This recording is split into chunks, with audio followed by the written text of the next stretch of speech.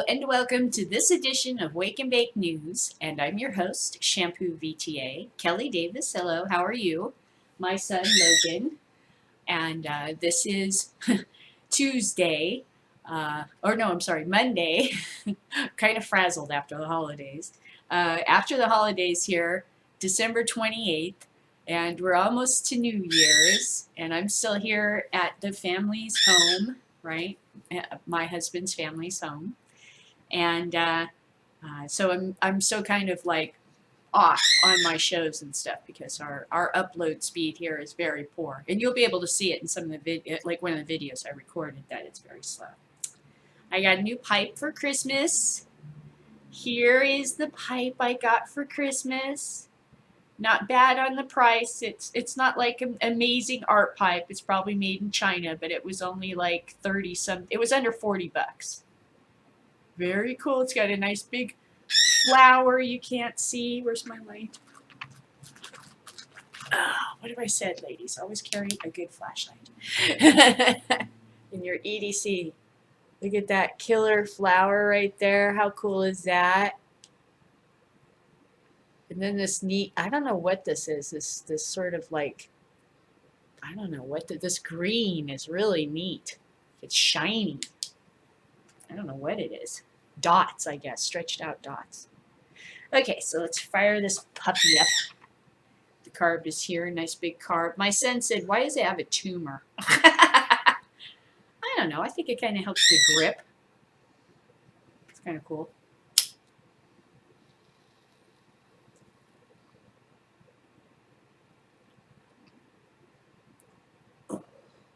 I hope you all had a Merry Christmas. We've decided to, on my mom's side of the family, we've decided to go with, now we're going to do gift exchange and try to keep everybody to one gift, $25, because people start going crazy that have money, and then other people that don't are out of work right now or something start feeling bad. So we have such a big family, we got to kind of like calm it down. We had a great time with the gift exchange too. It was really fun. It turned out way better than I expected. I think everybody did well. My brother, although he overshot, he didn't realize there was a $25 limit, and he bought something for $50, which kind of made it exciting. Oh.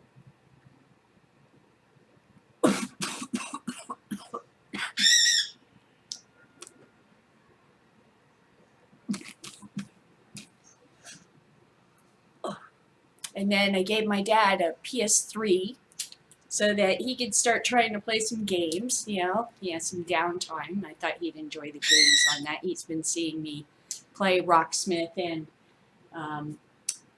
Red Dead Redemption, and he was amazed by that. So we let him start with like a Pirate Lego and LA Noir to kind of get the feel of how these things, the controller works and stuff, which is not the greatest system, the games to give him, but you know, Red Dead Redemption, he's gonna have to shoot people and stuff and be real quick. So I thought, we'll just ease him into the control idea and show him how Netflix and stuff works.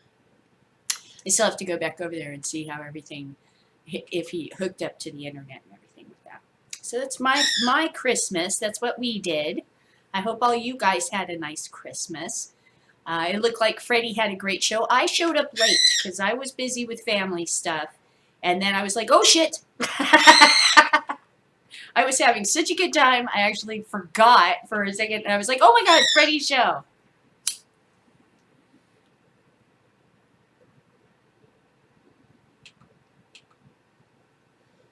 Luckily, we can smoke here, so it's not like we have to go all smoke in the backyard. But at my mom's house, we all have to congregate in the garage and keep the children out of the garage, so there's a segregated area for adults to enjoy our Christmas smoke circle, which was huge. And a couple of my relatives brought blunts, which I had never tried. I've tried it, but not since my son was a little kid. Literally not since Cypress Hill appeared in High Times magazine talking about how to roll a blunt have I tried a blunt. Only because it's the tobacco thing just turns me off. I don't want to be involved with tobacco, right? But I broke down for Christmas and I smoked a couple of blunts with my family in the smoke circle and got really high, and that was fun, and was really impressed with their dispensaries. And they were telling me about what's going on down there in their area. They're down in Orange County, and they said that some of the dispensaries they had shut down, I guess, were doing sketchy things with the wax, is what they were hearing. And some of the dispensaries they have access to now are of better quality. So not all, the shutdowns are necessarily negative, but I think we're all aware of that there are still some people that are bad actors amongst us. But go to any heavy metal concert or any place like that, and you're always going to have some asshole that's doing something that's just making us all look bad. It's a given. It's not because of what we do, it's because of how it's viewed by society, so assholes like that think they have a right to show up and start making problems.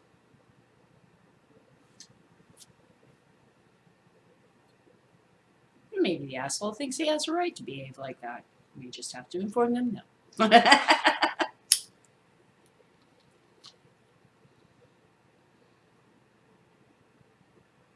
Yeah, I'm liking this pipe. I got it because it was ostentatious. I like the price, a big bang for the buck, and it reminded me of a Token Daily kind of pipe with its heady glassness, even though it's probably China, and the shape and the way it's held. I like this, and I like the bowl. But the hole in the center is a bit too big, so I'm using a screen, which I don't like to use, and I'll get some glass screens for it. Because they do kind of sometimes make the hole so big that you're just sucking ash into your mouth. It's a straw for ash.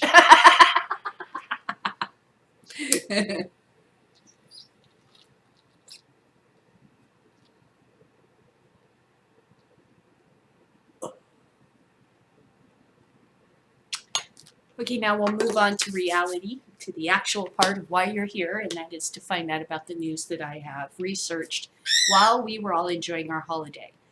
And the news is interesting and tricksy.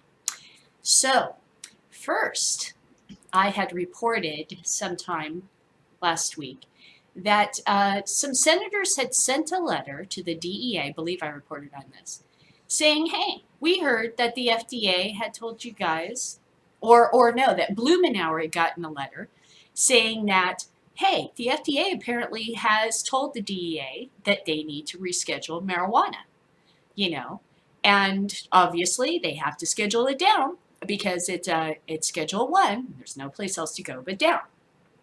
So very exciting news that the FDA had already given this recommendation. So in the order of events, what actually happened was that some senators, including, and I'll go to this other story. These senators had sent Elizabeth Warren and Edward Markey had sent a letter to the DEA requesting what the hell is going on with the Schedule 2, with this rescheduling of marijuana, right? And it was also talking about some kind of partial fill policies that could be empowered with patients so that patients could choose not to have so many freaking oxycodone pills pushed off on them just because they got a bum tooth. I don't need 75. I need like 4. Okay? Then you make me the babysitter of your fucking Oxycontin. What, am I supposed to pour it in the toilet? It's worth a bunch of money. Maybe I'll need it later. Am I supposed to keep it in the cabinet? Maybe my kid would get to it. Am I supposed to give it back to the doctor? What the, is there a recycling program? What do you do with the shit? Sell it off? It just creates a fucking problem. So I'm going to read this story about this and how they also are talking about these partial fill policies. But this is all actually part of an arcing story. Okay, these individual stories are touching on an overall thing that is happening at our federal level. The DEA is getting their ass kicked and hard, and they're bleeding, and they're looking for a way out desperately. And I'm going to reveal it all to you, okay? So, Picking up from Blumenauer receiving this letter saying that the FDA had already given a recommendation to the DEA to reschedule marijuana and the DEA wasn't acting on it, senators seek classification from DEA on partial opioid prescriptions, right? But they also sent this letter asking about reclassification. Okay, what's going on with this? We heard that you were doing this, right? Okay. Where did it say this? Because I know it's at this here somewhere. All right, so basically, they sent in this letter going, what's going on with this? And also with this allowing people to have less opioids if they request it. Okay, let's not go into that story yet. Let's actually go into this one. Then I had this other story that actually showed the letter. And now I go to it, the link is not working. Luckily, I have saved the letter. So let's go look at that. This is getting confusing because I'm trying to string it together and it's a little bit tough here. Oops, I'm in the wrong place. New computer. I have all kinds of excuses. Picture. All right. I'm sure this is it.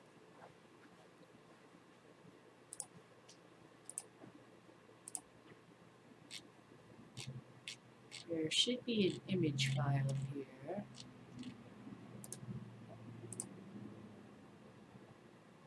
Ooh, interesting. I'll have to take it right off of my, this page. Go find this.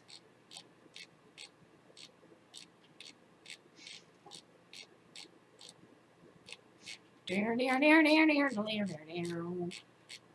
I posted a lot of stuff since I found this story, so I have to go back through it. And apparently this is the only place where you can find it, or at least for some reason here, because my link to the page is now no good. It's kapunk. It's kaput.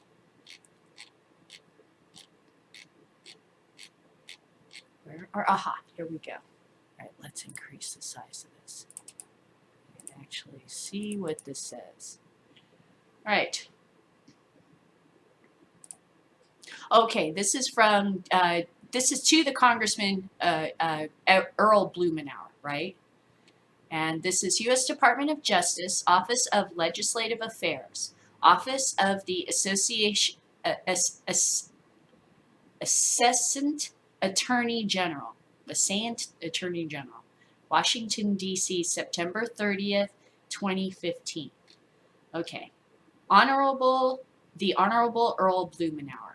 Dear Congressman Blumenauer, the response to your letter to the Attorney General dated August 6, 2015, urging the Department of Justice, the Department of, initiate the process of rescheduling or decontrol marijuana, we are also providing information in response to your interest regarding the provision of financial services to marijuana businesses and related department guidances.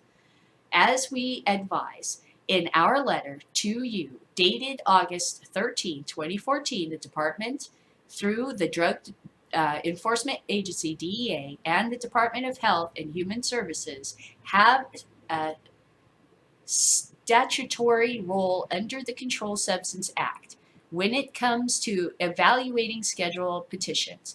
The CSA assigns HHS with the responsibility of making medical and scientific determinations, while DEA is responsible for the assessing all other statutorial relevant data and for ensuring that the petition is handled in legal conformity with the CSA and U.S. obligations under international drug control treaties. Both DEA and HHS has committed to meeting those obligations towards the ultimate goal of ensuring that safe and effective drug containing controlled substances are made available in a manner that protects the public's health and safety. DEA is currently reviewing 2 petitions to reschedule marijuana in accordance with the CSA before initiating rulemaking proceedings to reschedule a controlled substance under the CSA DEA must obtain a scientific and medical evaluation and scheduling recommendation from HHS. DEA recently received the HHS scientific and medical evaluation, as well as the scheduling recommendation that HHS prepared in response to the enforcement petition. DEA is currently reviewing these documents and all other relevant data to make a scheduling determination in accordance with the CSA. Upon completion of the determination, DEA will notify the petitioner of its decision and plans to publish the full analysis of both HHS and DEA in the Federal Register. Because the above note marijuana rescheduling petition remains pending and no final determination has been made, we are unable to provide additional information about two petitions at this time. However, we provide the following information to help explain the schedules and why marijuana has thus far remained Schedule 1. Okay, so in other words, the FDA and the DEA already conferred on this. And it was the DEA's responsibility to come up with a way to make it available to patients and still somehow control its dangerous effects. Okay, get the idea? So Blumenauer is like, really? Well, what the hell's going on with that? After all, this is now December, and this letter was dated in September, and it says this process actually started August 13th of 2014, right? Okay, so as we advised in our letter to you, dated August 13th of 2014, all right, so these guys have been talking about this longer than they would give away, all right? Now, when you think about Blumenauer, okay, the DEA head saying that medical marijuana was a joke, the petition online to go after him, the petition online to go after Grassley to make sure that the CARES Act goes through into a vote in Congress and doesn't die before it gets there, because the Senate committee that's responsible for that is just going to let it sit there and die till the time runs out, basically. Okay, so there's a petition going towards that. The Congress just basically legalized medical marijuana across the country by completely defunding or not completely, but mostly defunding the DEA's ability to go after states that have legalized medical marijuana, giving them a financial pinch, you see, very financial, painful pinch, because the majority of their money is derived from marijuana busts, okay? So these things are lining up. Pain is coming to them. They are hurting. There are tears in their eyes. They're wincing. So now there's some movement, and it's hilarious because they're still trying to maintain control, but it's a dead giveaway that they're in deep pain, that we are causing them pain, and we need to continue. Will marijuana be rescheduled in 2016? This is an op-ed in Israel Review, a journal of analysis and news, but this was actually written, I guess, from the Ron Paul Foundation. Yes. This article was published by the Ron Paul Institute. Okay. And Ron Paul has been a major forerunner for politicians on the legalization of marijuana, something Bernie Sanders has kind of taken the wind out of his sails on, right? On the liberal side. And a lot of libertarians are liking Bernie. Okay.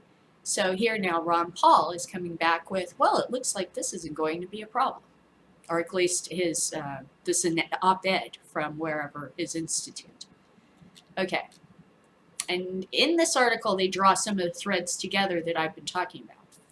In January, President Barack Obama started the rescheduling marijuana from the Controlled Substance Act. Schedule 1 is a job. Okay, he stated that it's a job for Congress. At the time, prompting advocates of liberalization of United States marijuana laws, countered that the executive branch has the authority to unilaterally move marijuana to a lower schedule. A letter sent Monday by Senator Elizabeth Warren Democrat, along with 7 co-signed senators, to the head of the United States Department of Health and Human Services, Office of the National Drug Control Policy, and Drug Enforcement Administration suggests that the Obama administration may have since decided to move forward with unilateral executive branch rescheduling of the plant during Obama's final years in office. Below is a section of the senator's letter dealing with the marijuana rescheduling. Assessment of marijuana rescheduling. In our July letter, we asked about the timeline for the Food and Drug Administration to complete its analysis of the rescheduling of marijuana and to make the recommendation to the DEA. We also asked the DEA timeline. The DEA timeline was for assessment upon receipt of the FDA recommendation. These questions were not answered in the written response from your agency. At the state staff briefing, you repeatedly informed our staff that you could not provide the requested information. However, after the briefing, we learned that, in fact, the FDA had already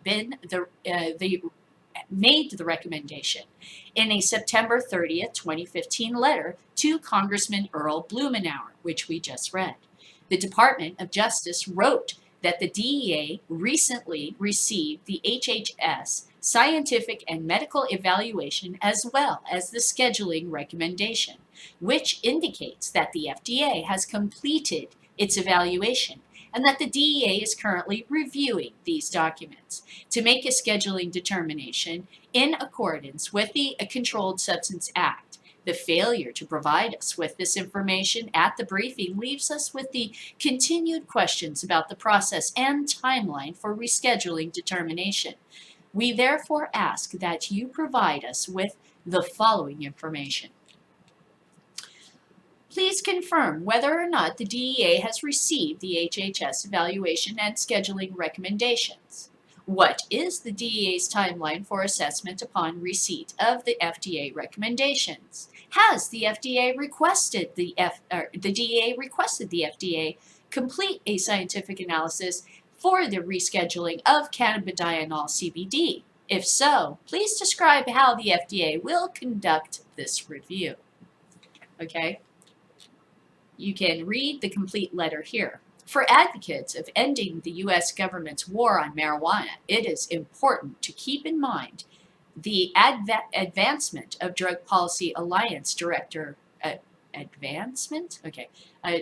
National Director of National Affairs, Bill Piper, regarding scheduling. Piper notes that while rescheduling would be a victory for a common sense drug policy, without various changes to U.S. law being made in addition to rescheduling, or preferably descheduling, the problem associated with marijuana prohibition will persist. Now, this is very vague. What does he mean? That just rescheduling alone is not enough. Well, it's not actually very vague when you look at what the DEA did in response to this. And this is from Smart Approach to Public Health, from, our friends here at Smart Approach Marijuana, who hails the DEA's next actions, which they had to take because Congress was breathing down their necks. Smart Approach to Public Health. DEA issues regulatory changes to speed up marijuana research. Researching one of the non-intoxicating compounds of marijuana, cannabidiol, will now be made easier because of new I just love to insert the wrong word, huh? New regulations released today by the U.S. Drug Enforcement Agency in line with a recommendation that has been endorsed and promoted by national marijuana education and advocacy group Smart Approach to Marijuana. DEA has waived registration requirements for research conducting Food and Drug Administrative approved clinical trials on cannabidiol, an original compound of the marijuana plant. Okay, marijuana that is smoked or consumed recreationally today has almost zero CBD. That is, in fact, not true. That's a complete bald-faced lie. Okay, so what they're trying to give you the idea is that this is their victory, that it's basically what they're talking about is hemp that they're going to legalize somehow. And they're going to get all this medicine only from CBD. Somehow they're just going to get CBD. Okay, which is fucking hilarious because that's not the way it's going to work. But it's cute that they're trying this. It is just adorable, and it really reveals the weak position they're in, because this is the most pathetic thing I've ever read.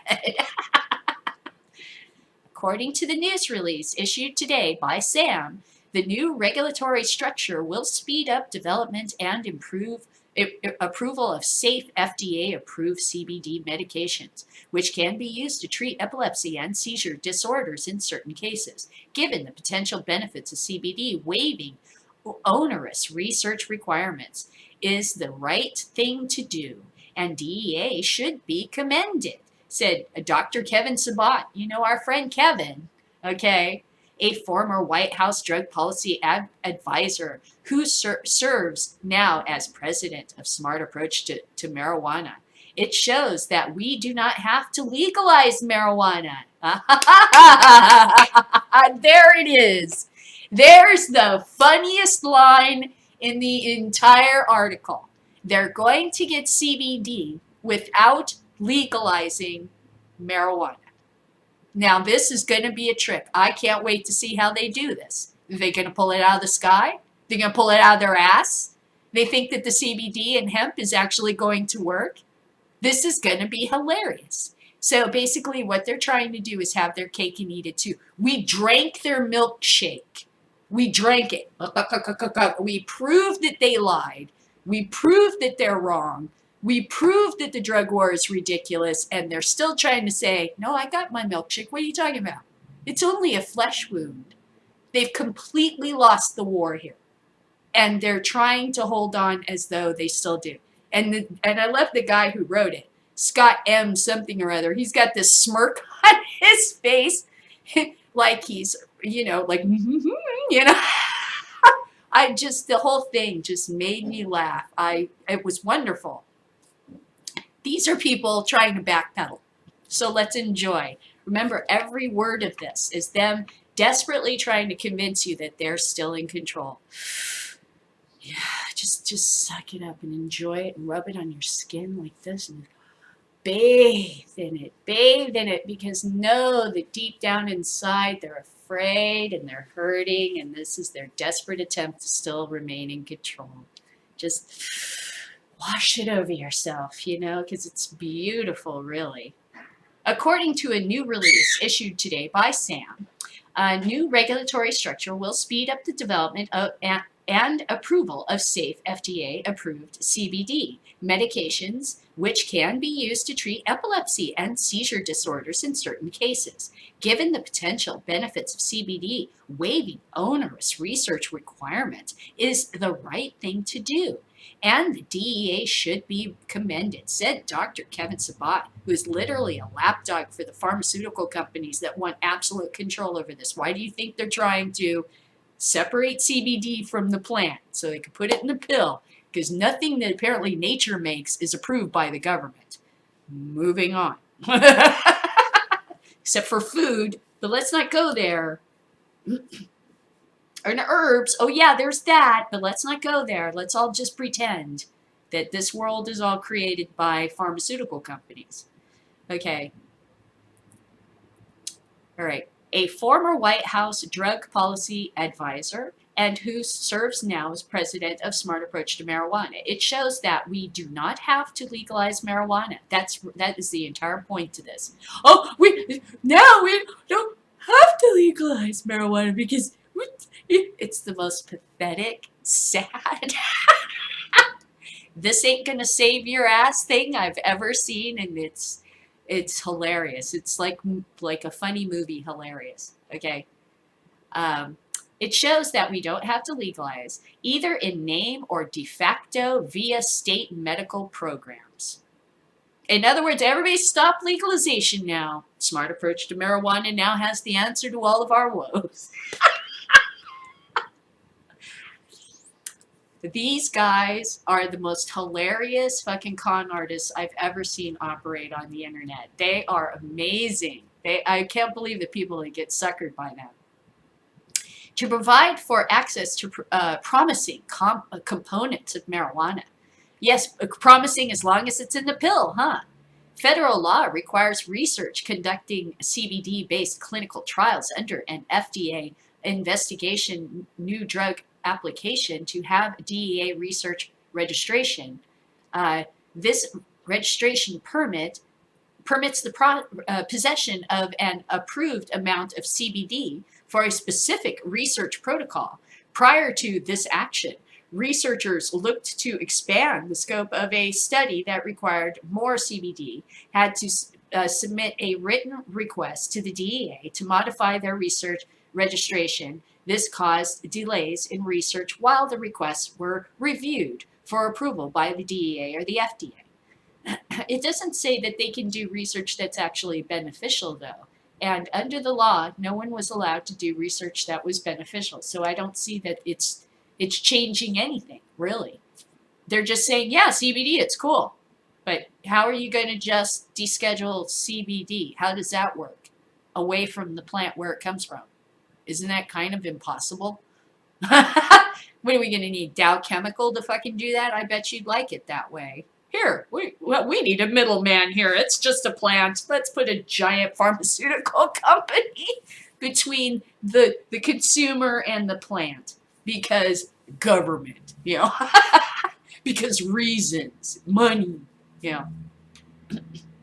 Under the new change, a previously registered CBD clinical research who is granted a waiver can readily modify their protocol and continue their research seamlessly. This regulatory change by the DEA will speed up the research into medical potential of CBD. The interest has grown rapidly to research and utilize the medical potential of the chemical compounds of marijuana. Smart Approach to Marijuana, SAM, released a new report in 2015 entitled Researching Marijuana's Medical Potential Responsibly, a 6-point plan.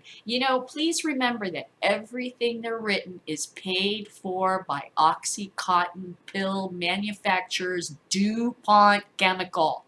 Or not DuPont, but what is it fucking, now I'm forgetting the name of the fucking place that, but if you look it up, Smart Approach is fucking in the pockets of pharmaceutical companies because they do not want a competing pill or a competing medicine that you can grow in your backyard that will knock them out for millions of dollars. Remember, that's what this game's about.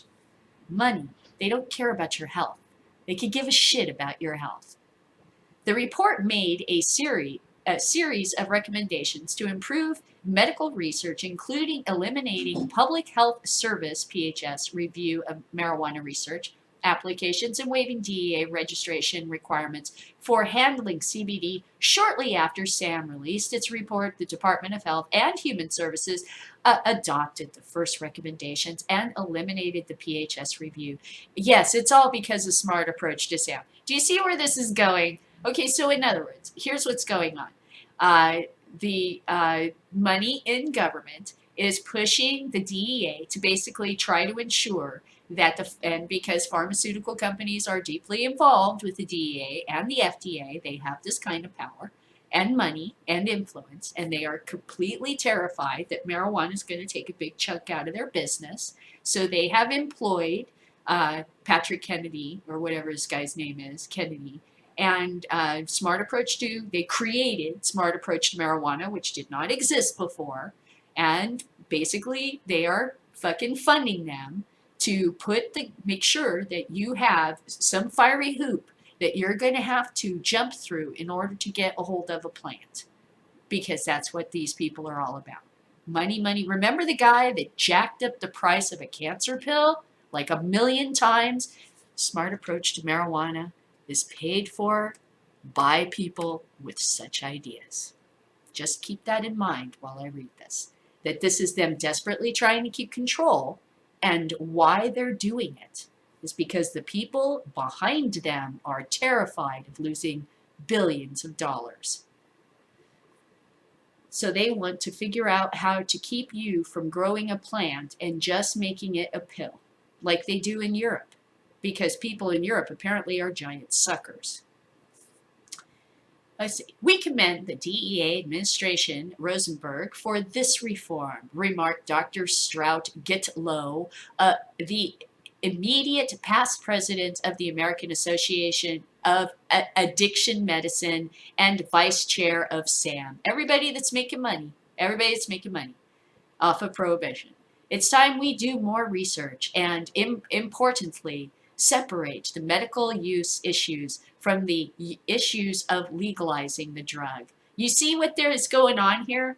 See, here's what's going on is this is the same kind of geniuses that have 10 whole grow, companies in Canada, and it's a monopoly in Canada.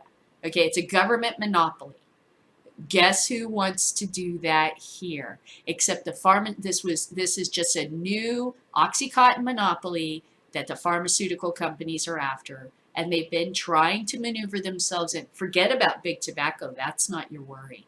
Here's your worry. Smart approach to marijuana and the money that is being funneled to them by Oxycontin producers and the pharmaceutical companies. These guys are a serious threat to the health of America.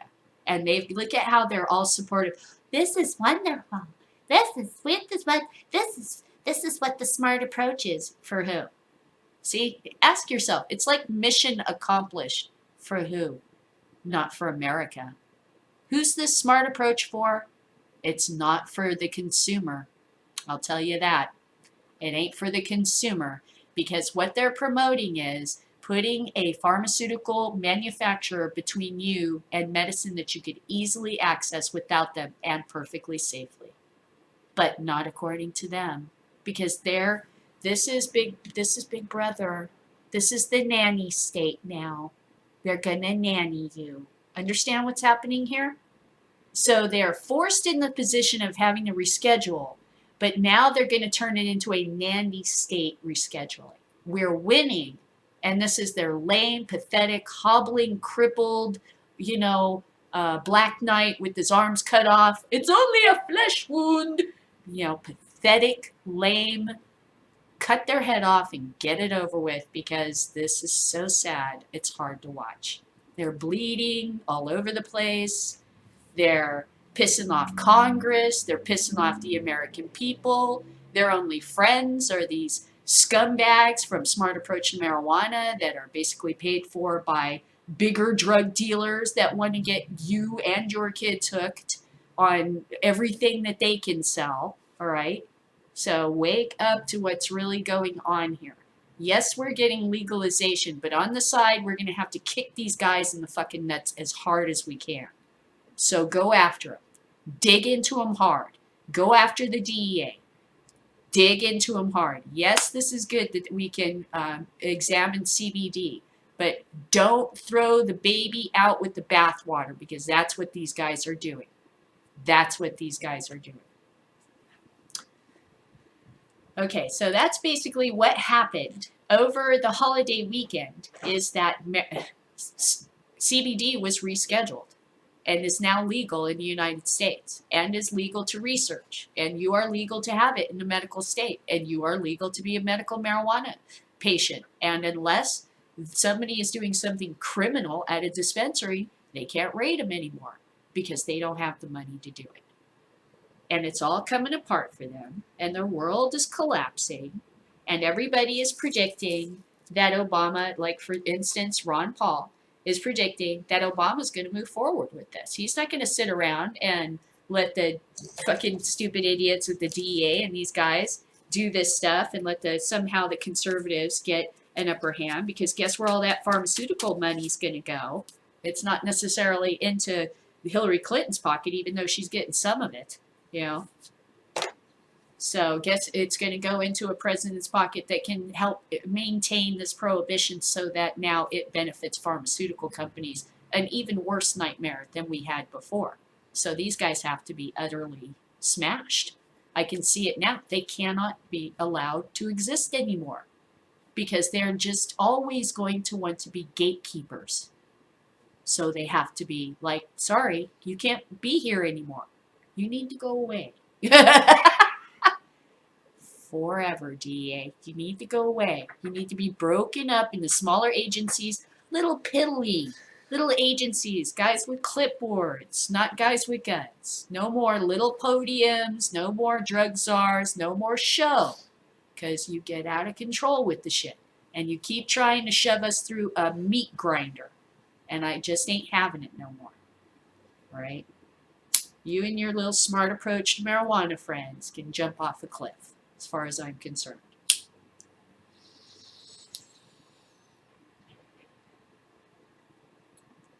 So I really don't see a future for the DEA in this country, frankly. And what will they do? Well, we have a wonderful story here about how some police officers that are former drug enforcement officers are now opening their own grow, and they're going to have their own grow ops. And it ain't just a couple of them. I think it's like 17 in, I think it's Illinois. Let's actually get to the story. Oh, yes, that's right. I'm going through everybody else's. I'm like, why am I looking at Rick and Morty? That's not your post.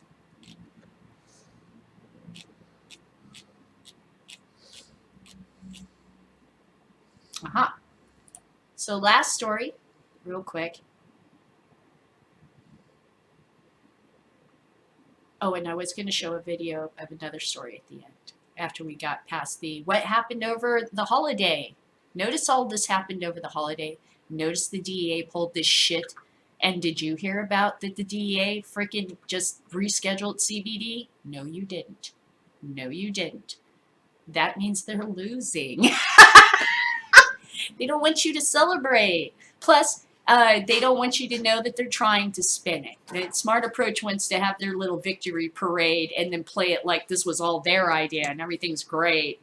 No, oh no, we don't have to keep going with legalization. We can stop now. Like everybody's going to listen to that. It's hilarious. They're so cute. I wonder what it's like to have like the majority of the country against you. Let's see. Medical marijuana's big business lures ex-law enforcement. And this is ABC News. With fewer than 4,000 approved patients, the nascent medical marijuana business in Illinois is off to a slow start. Yet it hasn't kept away a cadre of cannabis entrepreneurs who once relied on guns, badges, and tough drug laws and lengthy prison sentences to fight the drug.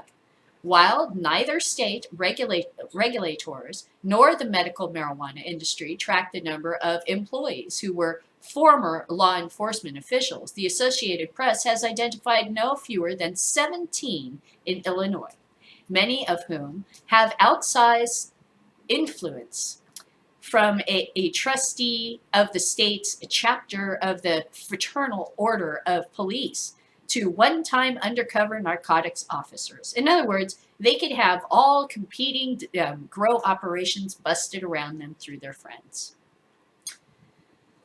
Who better would you want to oversee your compliance than a cop? Said Scott Abbott, a retired Illinois State Police colonel paid to help a company adhere to the state's strict laws and regulations at 2 dispensaries. Now, I think this is probably a healthy thing. Okay. Basically, you don't want the cops or the DEA officers or any of these guys who are going to lose their jobs because basically the situation is changing and the ground is changing under their feet, and they can't just go, well, now it's okay. They've got years and years and years and years of wearing a badge, telling everybody, no, bad, no, bad. How do you go back from that? You're fucked. You were lied to. You're just fucked. Okay, so we don't want to release them into the street like we did with the police in Iraq. And then they started looting the museums and stuff like that because we took their jobs away. They have to have some place to go. Going into the marijuana market is perfectly reasonable. They can make a lot of trouble there. They can use their influence. They can, talk to people for you. If you're a dispensary, they can probably help you get rid of all the dispensaries that are competing around you by just knowing how to narc them out, right? So come on. Here's another ugly part of reality we're going to have to deal with. But if you don't give them a way out, then they're going to become even more dangerous. So it's, the least of two evils, I guess.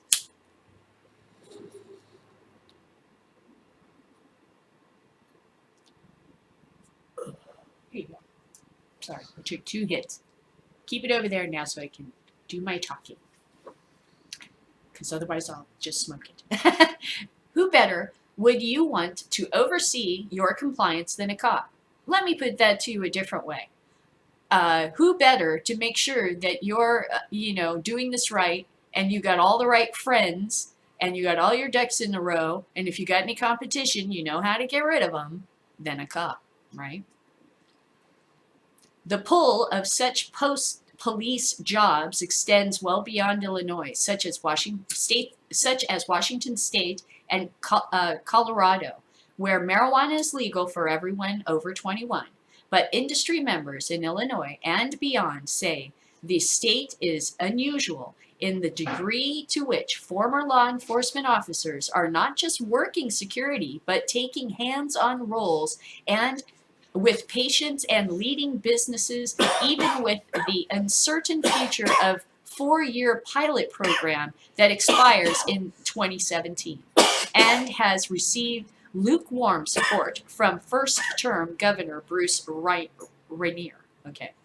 Many have had a late-stage transformation, coming to see the drug less as a social harm and more as a good public policy. Gee, I bet they kind of knew that the whole time. It's just now they can make money doing this instead of money busting people. They probably knew the whole time that it did. It just, you see, it's just words that come out of their mouth.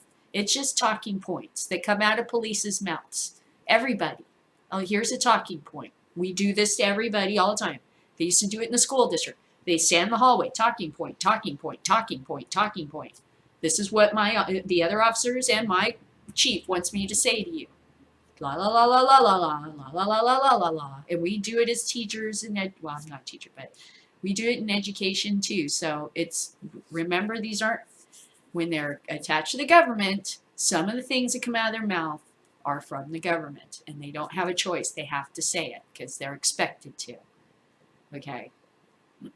Who better to help you than a police officer? Don't you love this? This is amazing. I have nothing against them doing this, but you'd think that they would show a little bit of hubris in the face of such hypocrisy. That they obviously committed a great deal of hypocrisy. Okay, wow. Many have had a late-stage transformation. See what I'm saying? That statement alone, just, it's jarring. It's annoying. It's angry.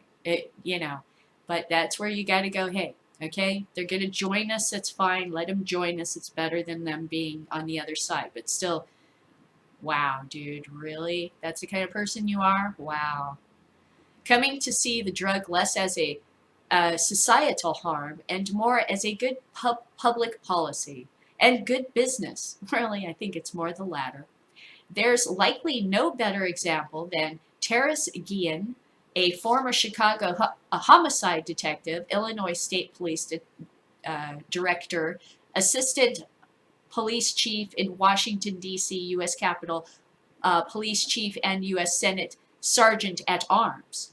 After some initial reluctance, the 68-year-old said he was swayed in part by the sea change in societal and our attitudes towards the drug and the possibility of big business. When he saw the money, suddenly, oh boy, that really helped, apparently. No, it was the sea change he talks about first, and then the money. No, I think it was the money, sweetheart. I think it was the money. Salved the wound.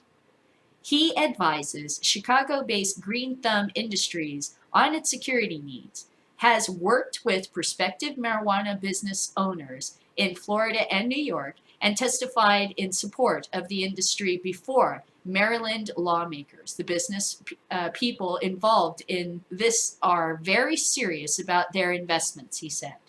Really, and nobody else was before. See what I mean? It's just like when we say it's okay, suddenly it's like, oh my God, the clouds part, and the sun comes out, and the birds sing. Oh, these people.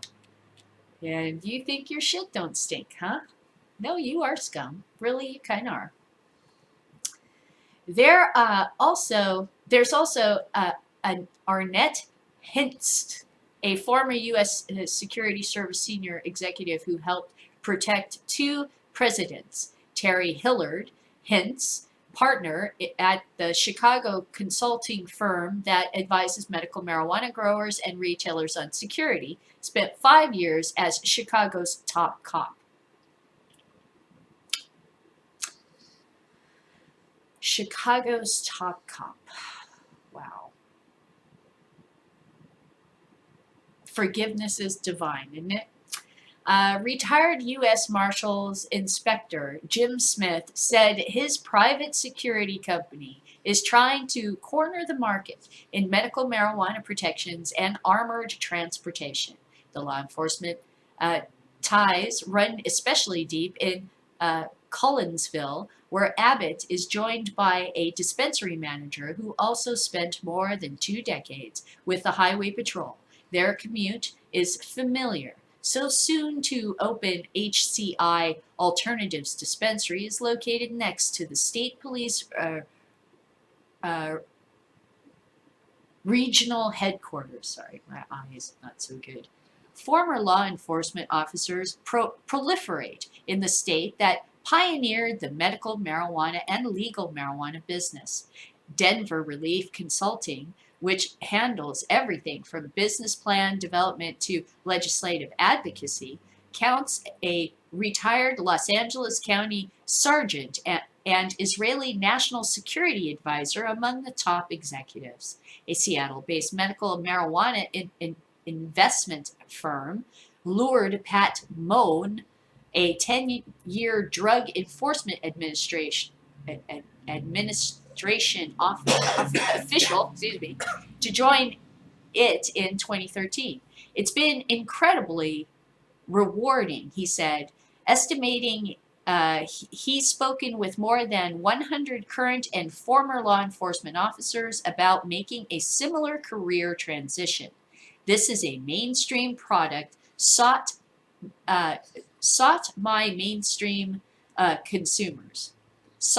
It must be by mainstream consumers. It says my. Ben Pierce, general manager of Trinity Compassionate Care Center in Peoria, switched careers after 27 years stint with the Illinois State Police that included an assignment on a drug interdiction team that patrolled Interstate 55, which connected the Gulf of Mexico to the Great Lakes. Let's see. We took quite a bit of money, drugs, and criminals off the road, he said. Percy and others draw a sharp distinction between medical marijuana and recreational use, but also describe dramatic conversations born from seeing the benefits of marijuana for the sickest of patients, including children with epilepsy and cancer-stricken relatives. I've been a total about-face on my views, he said. Abbott and others noted that they're still involved in the business they were before, law enforcement. I never got to pick and choose which laws I enforced. This is the same thing, Abbott added. It's legal right now. As long as they follow the law, I've got no problems with it. Okay, now that's really, he said, probably the most realistic thing. The truth is that the police officers do not pick the laws that they enforce, and nor should they try, and nor should they have that kind of power, you know? So he's absolutely right. But on the other hand, when you hear a police officer using these talking points that his union or his sergeant or his department or the DEA or the JO whatever Those guys want him to say, remember, he doesn't give a fuck. He's just a foot soldier like you and me in some business. And when they change, do you think he really cares that much? He's just a really good actor, like everybody else. Like the retail clerk at some mall store that's selling you some crap and smiling at you and going, oh, I hope you have a lovely day. Remember, that cop is pretty much the same person. He's just pulling a job, man. He don't care if the laws change one way or the other. So when you hear about how concerned they are with your children or something, remember, part of this is political bullshit. They're just toting the line. And I've toted the line, so I know what it's like. Okay. So that's the end of my show after Christmas. And I hope that kind of helped you to see some of the things that I saw that were just, they tried to sneak in. They tried to have under the wire. The only thing that's happened, basically, is that I can see is that the FDA and the DEA have recognized that CBD has some sort of medical use and that research should be allowed. And now they've opened it up to research. I don't know by who, and I don't know for what, and that concerns me. Okay, and we wanted this, but now they want to be able to say that, oh, but this other plant that's completely unrelated, it just happens to be associated, the THC one, you know, that one, they're just everywhere. We don't like that one. You know, that's basically what they're trying to do. And I think, honestly, the reason why they're trying to do it is because they know that this is a race. And the way that they can get ahead is by changing the rules. So states like Kentucky and stuff, they can grow hemp, but they can't grow marijuana like California can, huh? So what are they going to try to make sure goes through at the federal level? Not marijuana. They're going to try to make sure hemp does, even though marijuana and hemp are the exact same plant. They're the exact same plant. They're both cannabis. They're the exact same plant. Here's the trick to all this. You're never going to be able to prove that they're not the same plant. And if somebody goes, but that's the same plant, and takes it to court, the court will have to find, under scientific rules, it's the same plant. It's just this one's got CBD, and that one has THC and CBD, but it's the same plant.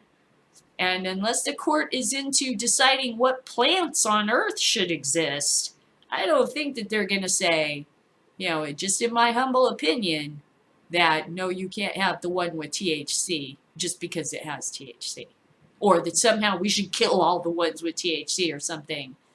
I don't think that's what they're going to say. I think that they're going to realize that would be like trying to say, well, these are all the children with blue eyes, and those are all the children with brown eyes, and since brown eyes are allowed by the law, and blue eyes aren't, but they're all eyeballs, I just don't think they're going to get away with being able to pull that.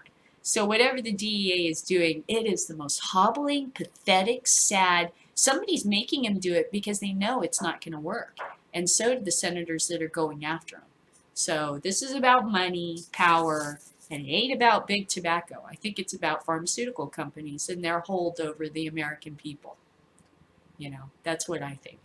And it goes into our medical, because all of our doctors and all their colleges and stuff are paid for by pharmaceutical companies. If you go into doctors' offices, their pens have pharmaceutical ads on them, and they get all these pens for free, and they get trips, and they get watches, and they get prizes and stuff from these companies, you know. Okay, so be aware. There's a big, huge game for your health going on, and this is a fight literally for your life. And you can't let smart approach to marijuana and the DEA tell you what you can and can't do and nanny you, because they're not doing it because they care. They're doing it for the bottom line. They're doing it for somebody's bottom line, and it ain't yours. Okay? So this is a fight for your real, honest-to-God life.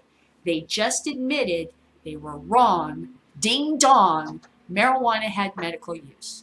That means it cannot remain Schedule 1. You cannot say that the marijuana with THC plant, it's going to stay Schedule 1 while the one with CBD ain't. You can't do that. It's not going to work. Period. Good try, though. That's cute. Pathetic. childish, but cute. I guess maybe it'll be annoying for a while, but sure, you're going to get, really, I'm going to try to put my elbow right in your face for it, because it's like, I just want to slap you. It's so childish. It just makes me want to punch you like you were a child.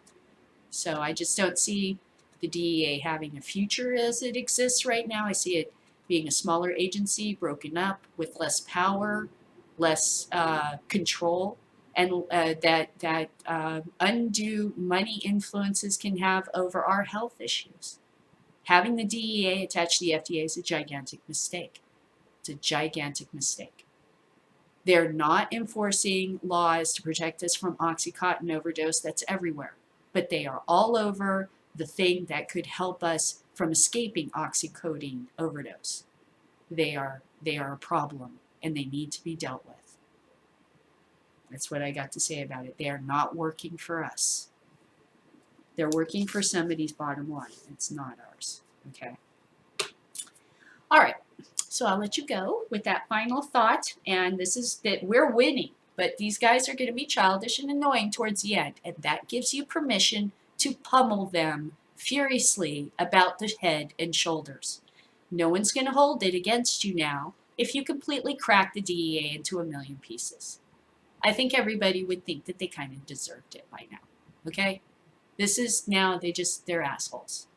They've got cops going into the business of marijuana. Only their businesses can work, and probably only their businesses are going to grow hemp. And then they're going to create an alternative market. I don't think so. With a lesser product and have an end to the federal government? I don't think so.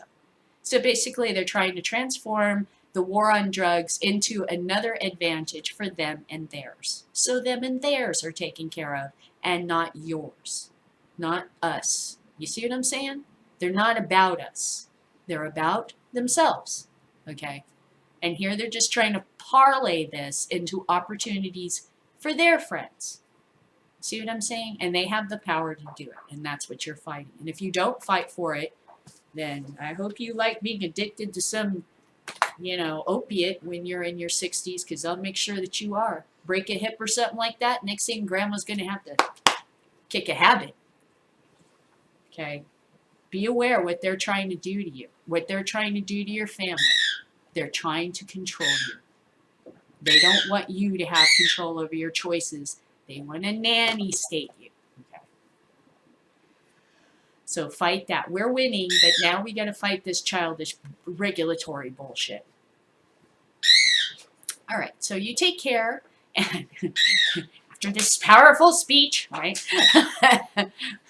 And I really appreciate Freddie Pritchard shouting me out last night. That was super nice. Thank you. And yeah, I am trying to fight. And yes, I kind of disagree with him about the breathalyzers. I don't see that working because in Colorado, a girl has already proven that because of her medical condition, she drives better when she's stoned. And if she's not stoned, she's actually more dangerous on the road. And cases like that are going to hurt their breathalyzer issue because she wasn't impaired and she was high as a kite. And that's going to kill their breathalyzer issue. And even though they're going to get a few thousand people with it, eventually it'll end up in the courts. It'll be tied up in the courts forever, and poof, the breathalyzer will disappear. Either that, or we'll find out that it's like the dispensary machines. They have the marijuana vending machine. That's a scam. Okay, at least the one that we looked at was a scam. Medbox. That's a complete scam. That's just a bullshit company. That's not even real. Okay, they don't even really have a product or anything. Okay, they're just selling bullshit. That's basically what they're selling. They're selling news articles is what they're selling. Oh, look, we have this. No, they don't. Don't waste your time. You'll lose all your money. It's a lame penny stock. Don't pay attention to it. So there's a lot of these guys jumping in that are going to waste your time and your money, and that's not where the answer is going to be. And I think the breathalyzer is it's an Iraqi bomb detector. It's just somebody, even though it's a big university, they're trying to con people because the argument is not going to be about nanograms or how much THC you have in your system. It's whether or not you're impaired. Because they're going to have somebody go into court and do like some amazing feat in front of the judge, high as a kite, And the judge is going to go, well, I can't disagree with that. He passed every test. And the breathalyzer worked fine on him. So that's going to be the problem you're going to have, is you're going to have these people that are fully amazing and they're high as a kite. And on THC, not CBD. And that's just going to blow.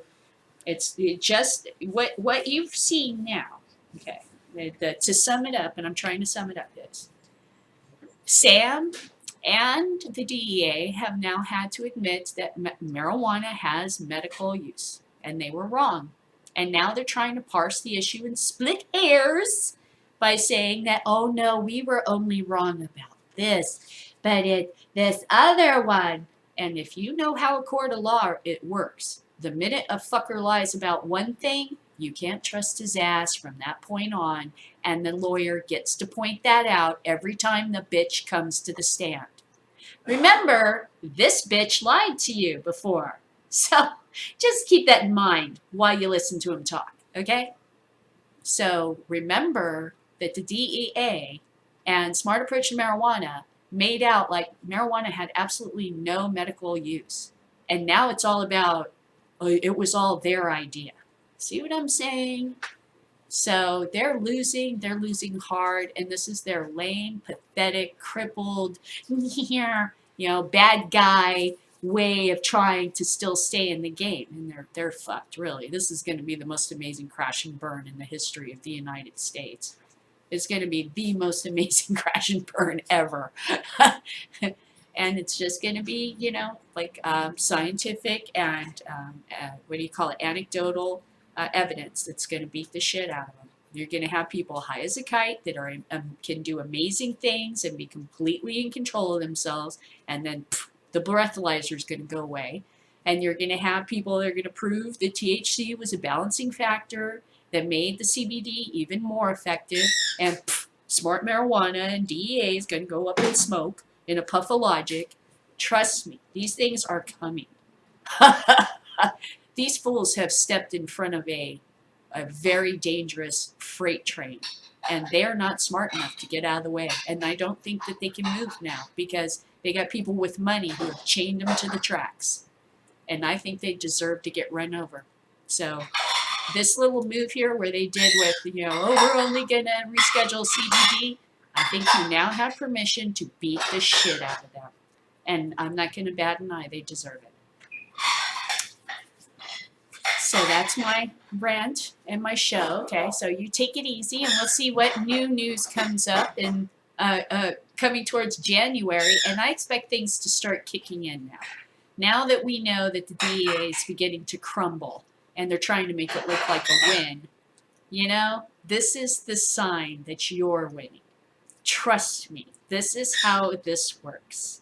Pretty soon, they'll be in a Mercedes running across the desert with people chasing them. They're not going to be in their palace no more. They're not going to have a giant flag and a quad forcing everybody to applaud, saying how wonderful they are. Okay? They're going to be in a car running for their life. They're going to get stopped in the desert by a bunch of guys who've been hunting for them for fucking over a year, and then the shit's going to get real for them. Real. And we're going to have it all in the history books. Cautionary tale. Okay? So this is happening, and it's going to really happen to them. And they're going to try to reduce the damage, and they can't. And the more they struggle, the worse it's going to get. And this means this pathetic, whatever this was, I can't wait to see what's going to happen now.